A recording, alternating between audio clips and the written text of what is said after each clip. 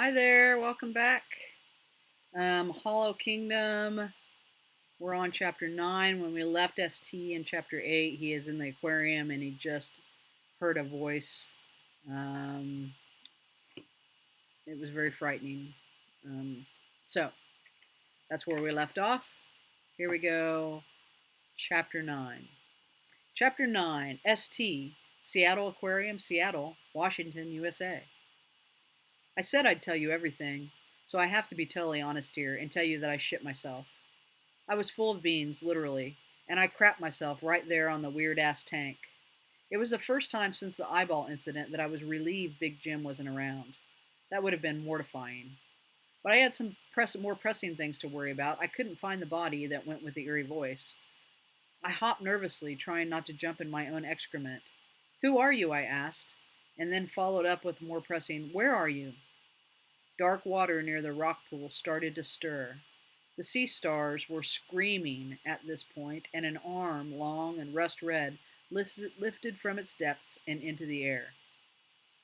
The elongated arm suctioned itself to a rock and was followed by several more lissom limbs, which danced together to lift an enormous bulbous head from the depths. The octopus's skin suddenly changed color and texture, muting the autumnal red to a blur of shimmering silver shadows that looked like scudding clouds. My chest thumped hard, wings of my heart aflutter, as I watched the giant cephalopod emphatically maneuver itself onto the rock pool structure, reaching out one arm to suck up a terrorized sea star into folds of its underside.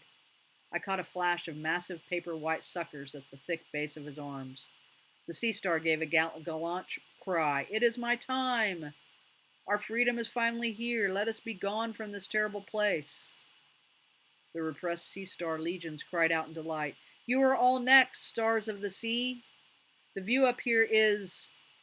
After some tense and awkward minutes, while the sea star was ingested, the regularly red predator and I looked at one another.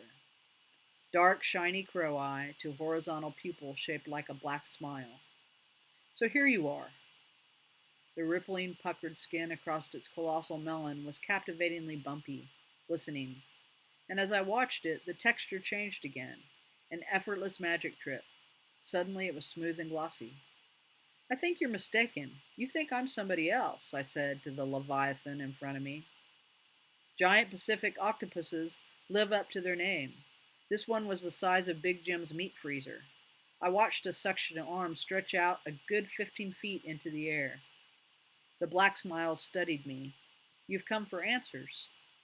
Well, yes, but it's not like that's particularly specific to me. I'm pretty sure all of us have questions about. You straddle two worlds and you have lost your reason for being, your way. Yes, but again, that could be said of the sea star you just snarfed.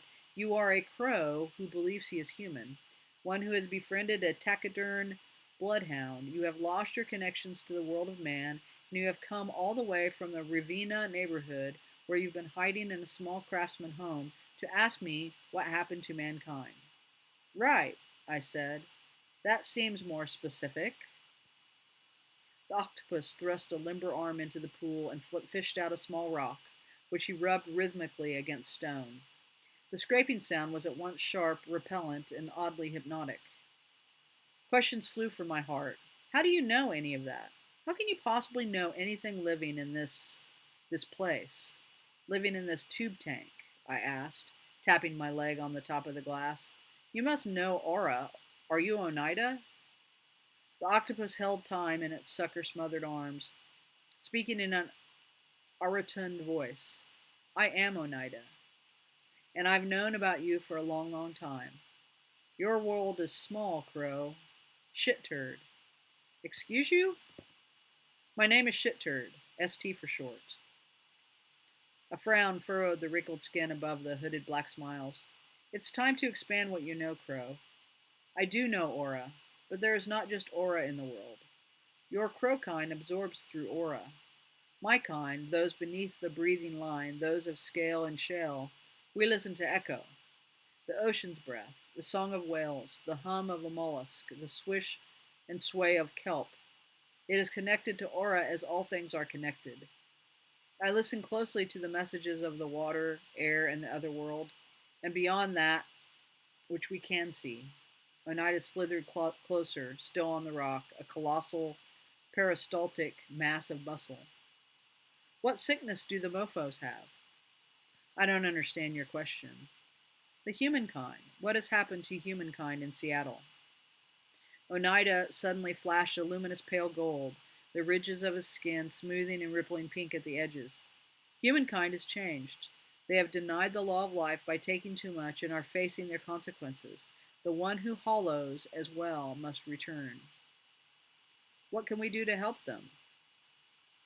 Oneida searched the beam ceiling with those horizontal pupils. I must tell you that it is not just Seattle, Crow. It is across the whole. Mankind missed the essential calling to evolve. You are watching their extinction. No, I squawked, scaring myself. Then I gagged and vomited up a river of coffee sludge.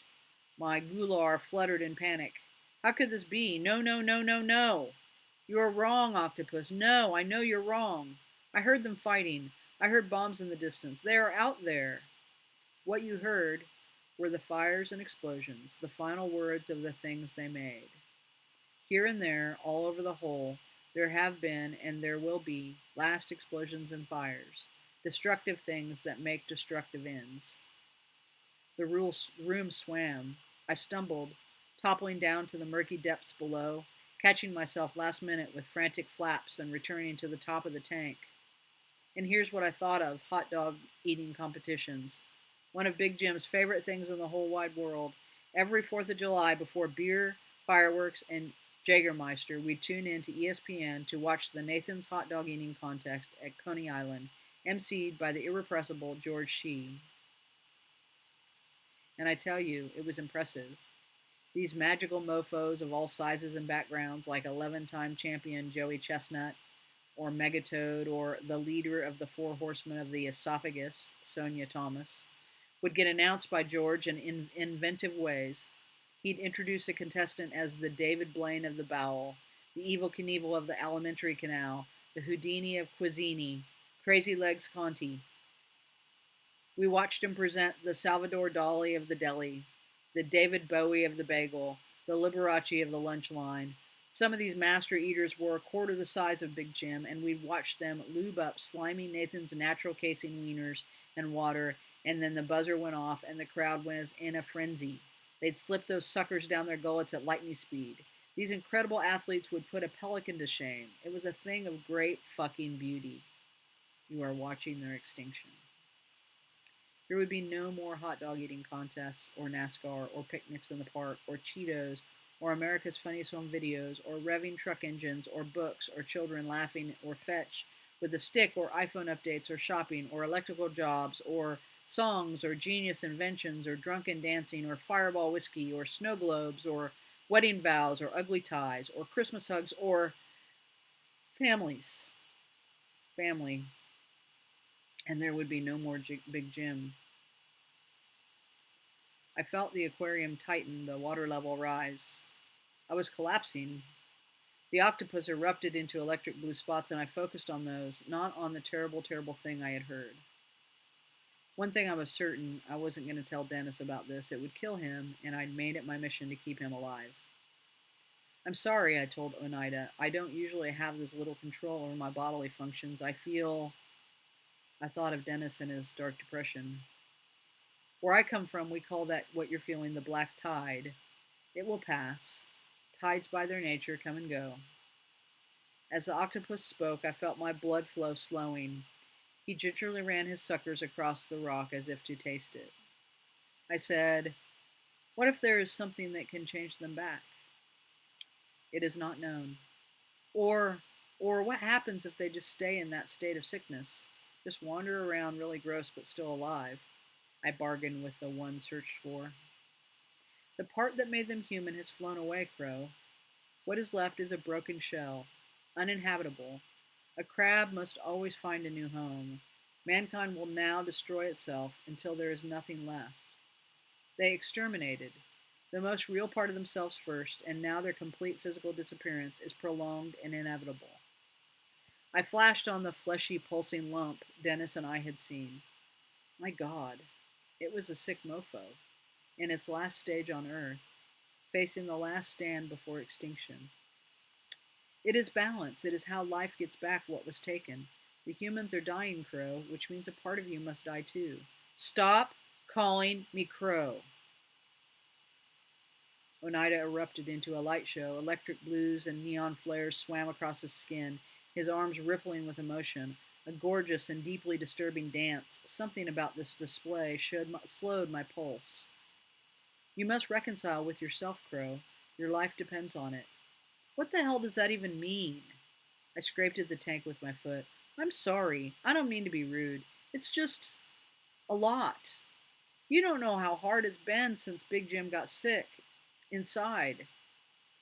I told the giant Pacific octopus, a creature I had never imagined to see in 3 dimensions, unless Big Jim won the lottery and bought an IMAX theater like he'd always planned. Oneida lifted an arm, balancing on his 2 suction legs and 5 other arms. His movement was mesmerizingly fluid, otherworldly. The raised arm was severed, 3/4 of the way down, tinged with blue blood. Never presume to know the journey of another, friend, he said. I bowed to him, a sign of respect in Crow I'd never ever performed before. I had no idea where that shit came from. But how did this happen? How did the sickness start? There must be. It doesn't matter, does it? This is what it is. This is a new world, self regulation in play. It's not my answer to give to you. What matters is that you have a choice, Crow. Your kind need your help. You said I can't help them. The domestics. They are the others who straddle both worlds, other birds, dogs, turtles, cows, goats, sheep, snakes, rabbits, and yes, even cats. The domestics are last of your kind, and they will be the very last of mankind's legacy. Buildings are crumbling, paper is disintegrating, mold and bacteria are quiet conquerors, and the soil is claiming back what is hers. The forces of the whole have been contained and controlled for too long, and when those who break free from their cages do so, they will not do it quietly.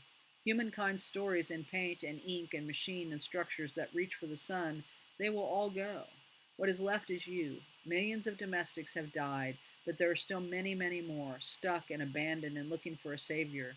Growth and evolution depend on our changing relationship to the beings around us. If you want to help mankind, this is what you must do. It is your choice, Crow. Domestics? I puzzled over the idea while simultaneously noticing how enjoyable it was to converse with someone who didn't have the brain of a chicken nugget. I was finally, perhaps for the first time in my life, being heard. I let myself ponder the concept before saying, You know so much, Oneida. I have 9 brains, which never stop growing, 3 hearts, and I can regenerate my arms, but mostly it's because I'm female. Female, well, shit. Admittedly, I had limited knowledge of them, but they had always seemed omniscient and formidable to me. An erect blade cut through the water below, fast and determined. It was the color of a sky pregnant with deadly storm. A fin. Oneida's arms and legs twisted and coiled on themselves, one squeezing tightly as if to crush a quarter in its clutch. A tight shiver ripped through her muscular mass. What are you going to do now? I asked Oneida, beak pointed at the water. I'm going to eat, and then I'm going to leave. You should get going, Crow. You have choices to make. I kept a beady eye on the fin as it circled around the tank on which I was perched. Shark Week flashbacks blinding me. And after that, what's next for you, Oneida? I asked in a flat tone, weary and stunned from all I'd heard. I had other questions, but they wouldn't form, stuck and gluey in my head. I'm going to return to the ocean, mate, and die, she said, pride swimming through her words. I stared at the wonder of her, this fluid miracle, free from the burden of bones. Her arms undulated with excitement, dipping into the molasses-dark water. A mystic about to prey on the most feared aquatic predator, ocean's sharp-toothed bullet. That sounds fucking terrible, I squawked, imagining a many-limbed snuff film. Everybody has a journey, Crow. More than just the one. And I think she winked at me with a black smile. That was chapter 9. Looking forward to seeing you again for chapter 10.